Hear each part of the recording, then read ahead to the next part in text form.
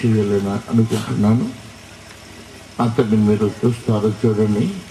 ఇక్కడే మన వచ్చిన మీకు అందరూ తెలిసిన వాడు, కల్వరి కృప అధినేత. మరి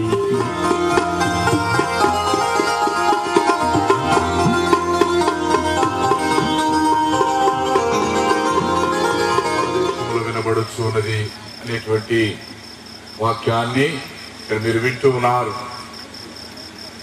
పావురం అనగా ఎవరు? దేవుని ఆత్మ. స్వరము అనగా ఎవరిది? దేశము అనగా ఏ దేశము? ఎక్కడ ఉన్నది ఆ దేశము? బైబిలులో రాయబడినటువంటి దేశము. దేవునికి స్తోత్రం, హల్లెలూయా. అటువంటి దేశములో నివసిస్తూ ఉన్నాం. పావుర స్వరము మన దేశములో వినబడుచు ఉన్నది. ఈ యొక్క స్వరమును వినటానికి ఎంతమంది సిద్ధముగా ఉన్నారు? రాజు ఎవరమ్మా? ఏ రాజుల గురించి విన్నారు? వీరందరూ కూడా ఏ రాజు అన్నారు? ముందు ఏమున్నదమ్మా పేరు? యేసు అను వేరొక రాజు ఉన్నారంట. దేవునికి స్తోత్రం చెప్పండి, హల్లెలూయా. ఈ రాజుగారు ఎందుకు భూలోకానికి వచ్చారు? నీ కోసము, నా కోసము, ఈ లోకములో ఉన్నటువంటి పాపులందరి కోసము ఆయన పెట్టవలసిన వారు కనుక ఈ లోకమును విడిచిపెట్టక మునుపు ఆయన రక్తముతో మనలను కొనుక్కున్నారు కనుక ఆ రాజుగారి రక్తముతో మన యొక్క పాపములను మనము కడిగి వేసుకోవాలి. అయిగా చెప్పారు, మరలా రాబోతూ ఉన్నారు. ఎప్పుడు రాబోతున్నారు ఎవరికి తెలీదు. నీవు నేను మనమందరము కూడా సిద్ధపడి ఉండాలి, సిద్ధపాటు కలిగి ఉండాలి. హల్లెలూయా. అందువలననే నీవు వినటానికి వీలు లేకుండా చేస్తున్నాడు. గత రాత్రి చెప్పుకున్నాము, మూయబడినటువంటి చెవులు, మందములైనటువంటి చెవులు, దురద కలిగినటువంటి చెవులు మనకు వాడు కల్పిస్తున్నాడు. ప్రియమైన దేవుని బిడ్డలారా, ఈ యొక్క రాజుగారిని గురించినటువంటి అపవాది అనేటువంటి వాడు మనలను వినకుండా, మనము దేవుని యొద్దకు వెళ్లకుండా వాడు మనలను ఆటంకపరుస్తున్నాడు. వాడి పని అది. కనుక మనం ఏం చేయాలి అంటే ఈ యొక్క అపవాది అనేటువంటి వాడికి మనం చోటు ఇవ్వకుండా ఉండాలి. దేవునికి స్తోత్రం చెప్పండి, హల్లెలూయా. ఎలాగా? ఈ యొక్క అపవాది అనేటువంటి వాడికి మనం చోటు ఇవ్వకుండా ఉండాలి అంటే మనం ఏమి చేయాలి చెప్పండి. ఒక మాట చెప్పండి. ఎవరికైనా తెలుసా? మెలకువగలిగి ప్రార్థన చేస్తాము. ఎప్పుడు ప్రార్థన చేస్తాము? మనందరం మెలకువగలిగి ప్రార్థన చేస్తూ ఉంటాము. మన ప్రార్థన దేవునికి అంగీకారమైనటువంటి ప్రార్థనగా ఉండాలి. ఓకే, మనం మెలకువగలిగి ప్రార్థన చేస్తూ ఉంటాము. మెలకువగలిగి ప్రార్థన చేసినప్పటికీ కూడా ఈ దేహము అనబడేటువంటి యొక్క ఆలయంలో ఈ అనేక అవయవాలు ఉన్నాయి. మెలకువగలిగి ప్రార్థన చేసేటప్పుడు ఈ యొక్క అవయవమైనటువంటి దానికి హృదయము మంచిగా లేదే, ఇందులో అపవాది ప్రవేశించాడు. కానీ నా ప్రార్థన దేవుని సన్నిధికి వెళ్ళదే. ఎట్లుంటుంది? ఇప్పుడు అపవాది అనేటువంటి వాడికి మనం చోటు ఇవ్వకుండా ఉండాలి అంటే ఏం చేయాలి? మనలో లోపం అనేటువంటిది ఉండకూడదు. ఏముండకూడదు? ఏంటమ్మా లోపం? లోపం అంటే ఏంటో తెలీదా? నేను తెలుసా? పోనీ నేను తెలుసామా? నేను ఎంతమంది తెలుసు? చేతులు వస్తుంది.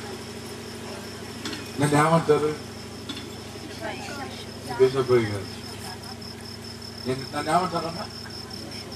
నన్ను ఏమంటారు? ప్రసంగి 1:15 అంటారు, వంకరగా ఉన్న దానిని చక్కపరచ శక్యము కాదు, లోపము కలది లెక్కకు రాదు. ప్రియమైన దేవుని బిడ్డ, ఈ రాత్రి కాల సమయంలో నీలో, నాలో, మనలో, నీ భక్తి జీవితంలో, ప్రార్థనా జీవితంలో, నీ నిజ జీవితంలో లోపం ఉన్నట్లయితే అపవాదికి అవకాశం ఉన్నది. యేసు అను ఒక రాజుగారు ఉన్నారు.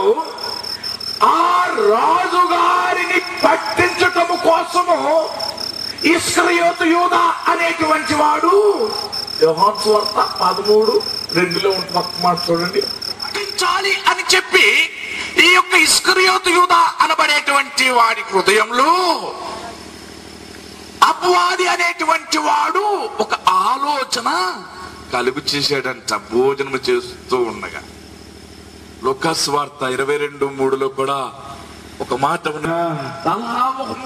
రకరకాల తిండి, రకరకాల భోజనం. ఎంత డబ్బులు సంపాదించాడు? 30 సంవత్సరాలు వచ్చాడు ఆడపడి చిక్కుసేవలను వచ్చాడు రాజుగారు. యేసు అనబడేటువంటి ఆ యొక్క రాజుగారు ఏమన్నాడు? నీవు స్వస్థపడకూర్చున్నావా అని అన్న అడిగారు కదమ్మా. 8 సంవత్సరాల నుంచి అంతకుముందు ఎంతకాలం నుంచి ఉన్నాడు ఆ రోగంతో. ఏమనాలి? అయ్యా నన్ను బాగు చేయ్యా, ఎప్పుడు లేదయ్యా, నేను బాగుపడటం కోసం ఇంకోనే దగ్గరికి వచ్చానయ్యా, నన్ను స్వచ్ఛపరచయ్యా. Construction, how to construct the world అనేది అందుకని ఇంగ్లీష్ బయలుపడతాను అన్నీ తెలుసు. ఇప్పుడు మనం ఏం చెప్పుకున్నాను? దేని గురించి చెప్పాను? నరుని యొక్క ఆత్మ ఏడుంది? నీ దేహము దేవుని ఆలయమై ఉన్నదని నీ వెలుగవా? దేవుని యొక్క ఆత్మ నీలో నివసిస్తూ ఉన్నదని నీకు ఇస్తుందో వాడు ఒక పువ్వు అని ఆర్పేసి దేవాలు. అందుకని దావీదు మహారాజా నా దీపమును నా దీపమును వెలిగించువాడు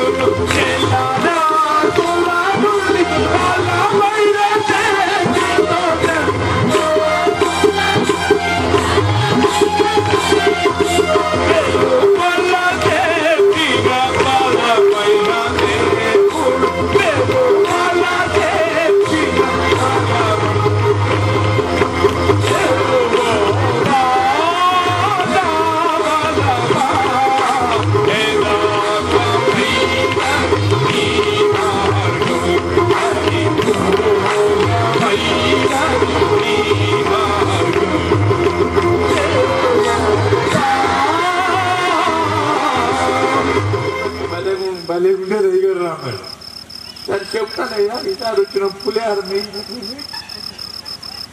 చెబుతానయ్యా. ఒక అమ్మాయికి అంటే పిల్లలు లేరంట, మరి నేను దోమను పెడుతుంది గండేపల్లి మీటింగ్ ముందు చెత్తబడింది. ప్రియమైన దేవుని బిడ్డ, నీ కోసం, నీ బిడ్డల కోసము. ఎవరి కోసం అంట?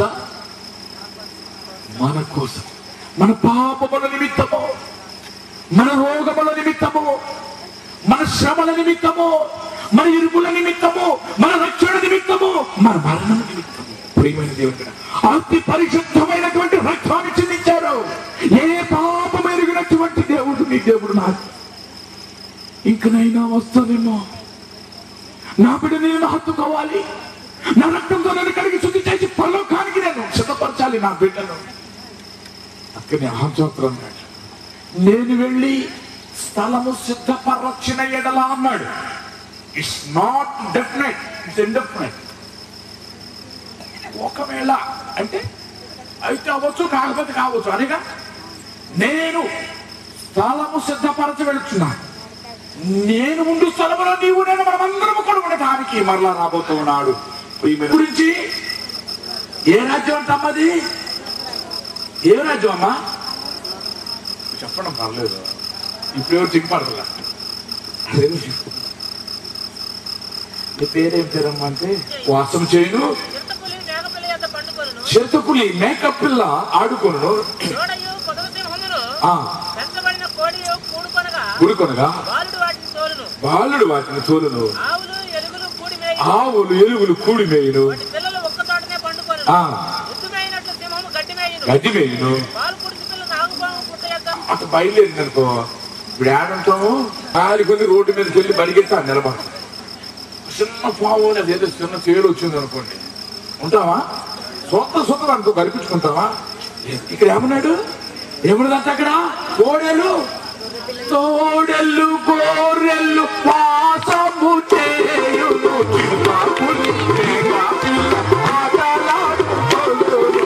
తోడెల్లు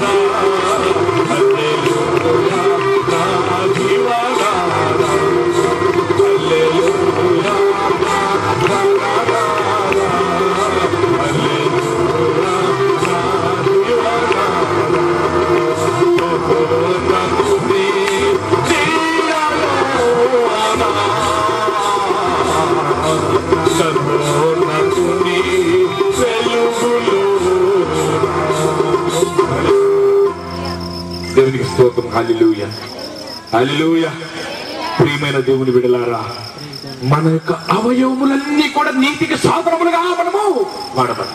రాజును గురించినటువంటి వార్త ప్రకటించబడుతున్నది. నీవు నేను సిద్ధముగా ఉన్నామా వినటానికి? కనుక ఈ అవయవములన్నీ ఏం చేయాలంటమ్మా? ఏం చేయాలంట? అవయవాలన్నీ నీతికి సాధనాలు ఎట్ట మరి? తెల్లారు లిగితే మనం మేకంట 105 ఆకులు తింటారు. ఎన్ని ఆకులమ్మా? ఎన్ని ఆకులు? 105 ఆకులు తింటుందంట. 105 ఆకు తినకుండా 104 తిందనుకోండి, ఆ రోజంతా చెప్పినాక డబ్బులు ఇచ్చా వెళ్ళిపోవచ్చుగా. మళ్ళీ ఇంకా ఇంకా చెప్పాలని వాక్యం ఆశ కలిగి ఉంది కావదు. సగం దూరం వెళ్ళినాక అయ్యో నీకు బెల్లం పెడతా మర్చిపోయాను, నాకంటే బెల్లం పెడతా మర్చిపోయిందంట. సరక్క బెల్లం కూడా సపరేట్ గా అమ్ముతుంది. ఊరక పేరు అడిగినందుకు వాక్యం చెప్పి 5 రూపాయలు బెల్లం ఫ్రీగా ఇచ్చి వద్దులు తినండి అయ్యా.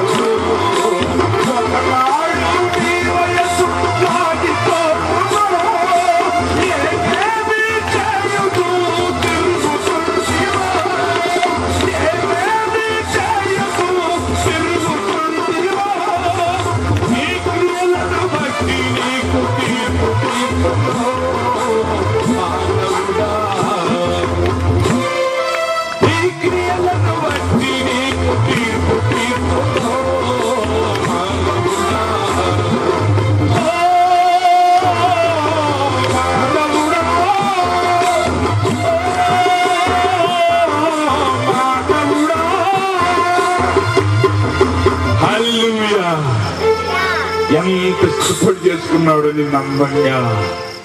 నీ అందం ద్వారా నీవు దేవుని మహిమపరచుదానికి స్తోత్రం. హల్లెలూయా. ఇది ఒక లోపం అయి ఉంటది. ఆ యొక్క లోపము ద్వారా అపవాది అనేటువంటి వాడు ప్రవేశిస్తే ఆ యొక్క స్థోరమును నీవు నేను మనం ఏమలేము. డబ్బున్న వాళ్ళు కూడా ఎవరు మాట్లాడలేదు. అసలు ఆడి ఊరితో మాట్లాడారు. నాన్నగారు రాత్రి చెప్పారు, డబ్బున్న వాళ్ళు ఏమని పిలుస్తారు?